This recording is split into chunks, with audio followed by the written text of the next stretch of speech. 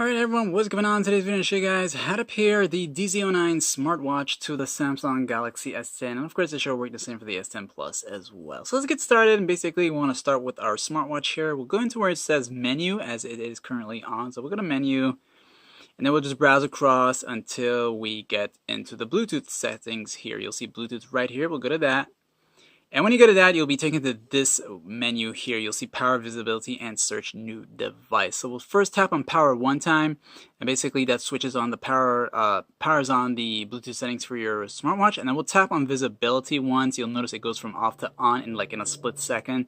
Just make sure it says on, and then we'll select search new device. Now before we press OK, don't search anything yet, because first we want to go ahead and enable the Bluetooth settings of our S10 here, and of course the same for the S10 Plus. So we'll go to settings here, and then we'll go to where it says connections, and under connections we'll go to Bluetooth and power it on from here. Now chances are you'll see the DZ09 show up on your phone as you turn it on, but don't do anything yet because you want to pair it from the smartwatch and not from the phone, okay? This way you know that you're actually pairing your smartwatch, okay?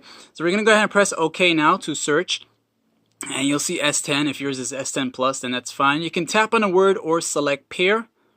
It'll say start searching, and there's going to be like a pairing passcode request. It's going to show up on your phone and on your smartwatch. Just select yes and OK on both of them. So yes, OK.